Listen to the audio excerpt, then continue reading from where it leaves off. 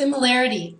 If we have two shapes and we want to know if they're similar, there are a couple of things that we can do to figure that out. So I'm going to draw two shapes that are fairly similar and then we'll talk about them. If we know that the corresponding angles have the same measure, we know we have similar triangles or rectangles for that matter. So what we're thinking about is that this angle corresponds with this angle and they both have the same angle measure. And then this angle has the same measure as this corresponding angle. And finally, that would imply that this one as well has the same angle measure. And if that's the case, then we know that the triangles are similar. There's one other way that we can tell, and also if you know your triangles are similar, then you know this part is true. And that is that corresponding sides are in proportion to one another. And that leads you to a couple of things. The first one, we'll call this method 1. And then we'll also talk about method 2. So what we're saying then is if they're in proportion to one another, that if this is side A, its corresponding side is over here is going to be KA, some multiple of the other. And if this side is B and this side is KB, then what we can say by method 1 is that A to B is equivalent to KA to KB. That's how you say they're in proportion to one another. And you can see that this is true in our example because I used K as a multiple on both of them, but our K's will reduce there and we'll just have A over B is the same thing as A over B, which we can tell is true. The second way that we can look at this, which is actually my preferred method, and I'll show it to you for the rest of the unit, but it is if we take A and multiply by something, we should get KA. So we have A times K equals KA. And if we divide on K on both sides, whatever that multiple is, then we get also a true statement. What we like to do on this one is use this method 2 so that we're looking at the sides. We'll say original side, and we'll say times multiple gives us the corresponding side. So the original side times some multiple, which is what we're calling K, gives us the corresponding side. And so if we had actual numbers, say 3 and we use 12. So we have 3 and 12. We could say 3K equals 12 and then divide both sides by the 3 to find out that our K equals 4.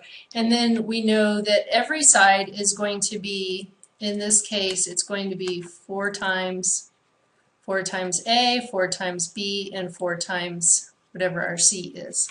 For example, we have some triangles, and we know that they are similar if corresponding angles are the same measure, or we also know it's similar if corresponding sides. So if the corresponding sides have a multiple where you have the smaller times K equals the larger. And for example, if I have A here, again, this would be KA, B here, this would be KB, and C here, this would be KC.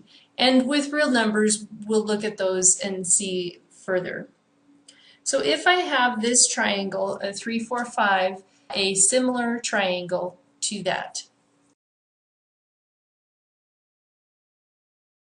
So to draw a similar triangle, it should have the same shape, but it should be larger, or it could be smaller by some factor, and I get to choose what that factor is. So I could say K equals 3, or K equals 2, K equals 1/2, whatever I wanted to use. I'm going to go ahead with K equals 3, and we'll use that. So I'm going to say then this side is a corresponding side to this one here that's at length 3. So I'm going to say 3 times K, or 3 times 3, which is my k, so this side should be a 9. And then the corresponding side for this 4 is going to be this one here, so I have 4k, and whatever my k was, which happened to be a 3, I'll use that here, so this side length is 12. And then finally the 5 over here would correspond to this side, so 5k is going to be 5 times 3, or 15. So the lengths are 9, 12, and 15 for this triangle. And you could have used a different length or a different k, and then you would have different lengths on your corresponding or your similar triangle.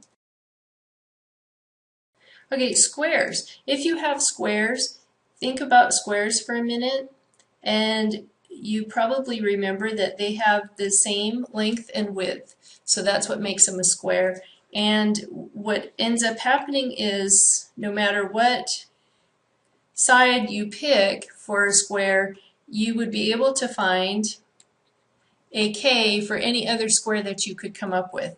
So in this case, I have 3 times k equals 5, which is one of my sides. And so I can see if I divide both sides by 3, it's a fraction, but still it's a multiple of 5/3. So if I take each side of a square and multiply it by 5/3, I will get this larger square. We'll call it R prime of S. Call this one S, and we'll call this one S prime. And if I do that, then in S prime I take a side from the S square, multiply it by 5/3, so 3 times 5/3, my 3's reduce of course, and end up with 5, which is the corresponding side for S prime. So we just want to write down all squares are similar. And for rectangles, remember we had 2 criteria for similarity. You had to have the same size of the angles. All the corresponding angles had to be the same measure. And in the case of a rectangle, we should know that every angle is a 90-degree angle. And on every other rectangle that I draw, you're going to have the same situation. So all the angles match. And then the corresponding sides, it doesn't matter which one you call length and which one you call width, but in this drawing I have the length as the longer side, so then I would have to have KL for the length of the corresponding side, and if I have W for the width, and that could be either side you get to choose, but in this case it's the shorter side, and so the shorter side would have a multiple of W or KW, which is the same multiple that you have for both rectangles. Then for 2 rectangles, we know that they are similar because we already know that the angles all have the same measure. They're all 90-degree angles. Then we just have to determine if the sides are in proportion to one another. So rectangles, and I'll show you that in just a second. But before I do, what we're talking about is that the length of rectangle times some multiple equals the length of R prime, and then the same thing for width. So the width of R times some multiple, the same multiple, is the width of R prime. Then if we're looking at proportions there, we can look at it as, and so we're talking first about R. That'll give us our first ratio, and then we'll get another ratio from R prime. And so from R we do just the ratio of length to width, whatever they are, and set it equal to the ratio of the corresponding side for the length, which in this case is KL, and to the corresponding side for the width on the original, which in this case is just KW. And you can see for these that it's just simply a matter of reducing by K on the right hand side, and when we do that the K's reduce and we're just left with LW, equals LW, and that'll always be the case if the lengths are multiples of one another and the widths have the same multiple between them. So as long as you can find that multiple and it works for both length and width, then you know you have similar rectangles. Okay. Now that's not with numbers yet, and I promise we will get to some with numbers. It'll make a little bit more sense. So for circles, a circle is just the outer part of a round shape like that, and a disc is the outer part plus all the inner parts. So it's a little bit different nomenclature there, and the bottom line is here, these are always similar, and the radii, or the radiuses, but the plural is radii, the radii are in proportion. That means if you have a circle, you have two circles, you just have to look at the radius of each circle and they should have a multiple to get from one radius to the other. And then we have circular rings. So circular rings are basically a disc merged with a circle, and you can see the disc that would be like laid underneath, and then the circle that has been placed on top, so it looks kind of like a donut. And when we're looking at those, they are similar if the inner and the outer radii are proportional. So here I would say this would be r sub I and this would be r sub O. And then we'll just call this a different letter, just q sub I and q sub O. But if they are proportional, actually, it would be k times r sub I, and this would be k times r sub O for outside. And then what we're saying is that the inner and the outer are proportional, so we could say r sub I over r sub O equals k r sub I over k r sub O. And this seems pretty simple right now, but we're going to use these formulas here in a bit because we'll be using them with real numbers. We'll have to find what the k's are. It won't be that obvious to us. So we have r sub I here over r sub O equals r sub I over r sub O, and we say, wow, those are similar then. Okay, so let's look at some real examples. This one is if we have similar rectangles, we want to draw those out, and it says the width of r is a and the width of r prime is 3a. And so then we want to find some things about the perimeter. So let's draw our rectangles. And we really don't know what a is, so we can draw pretty much whatever we want to. And I can decide that this is my width, and so then on the second triangle it will be a 3a. This is r prime and this is r. And so I just want to see that those two are in proportion. And then I'm saying the perimeter of r is 41.5 inches.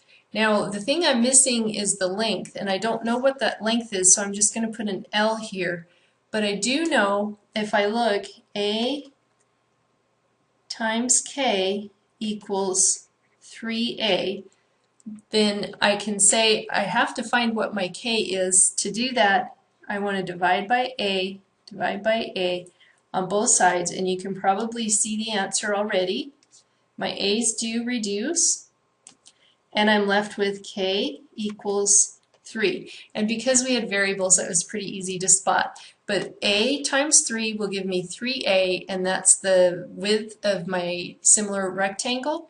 And when I go with the L, I want to do the same multiple, so I have to do 3L because my K is a 3. So now I have my rectangles labeled, the lengths and the widths, because those are different sizes, or could be different sizes. And I want to know the perimeter of R is 41.5 inches.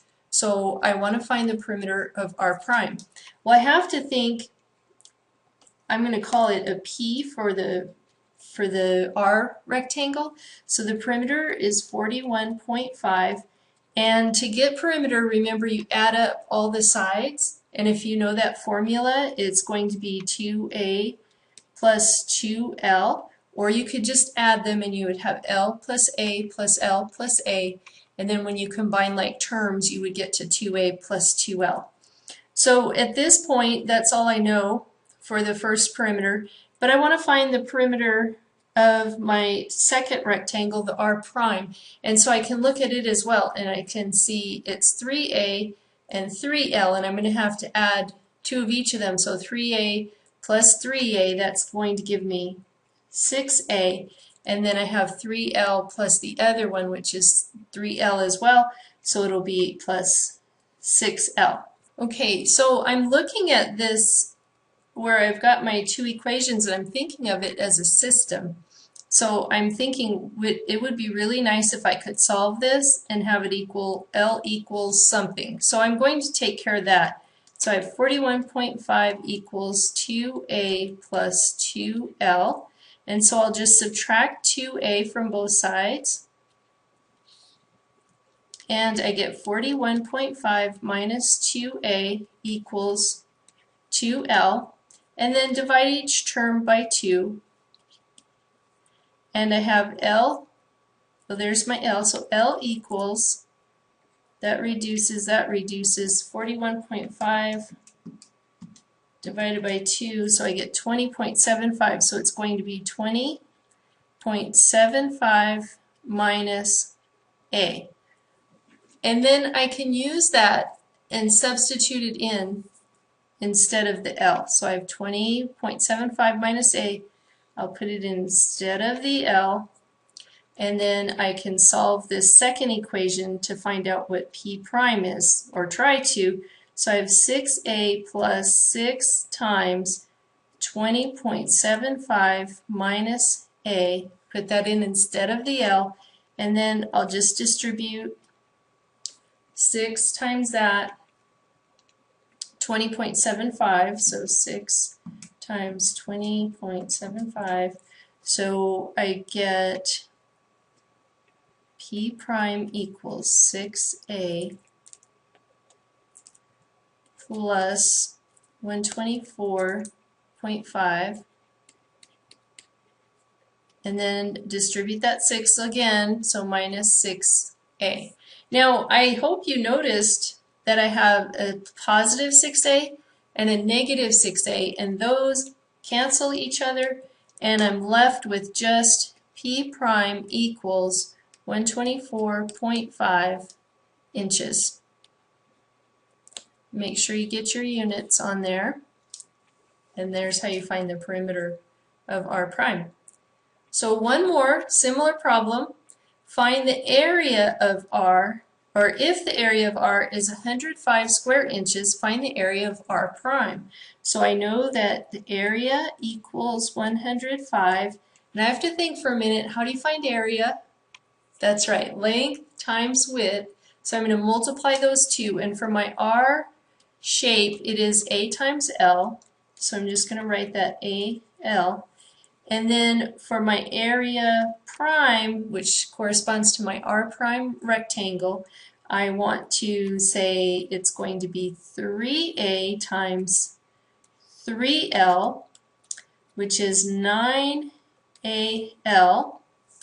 And ooh, that's handy because I see, and I don't know if you see it, I see AL here, and I see AL here.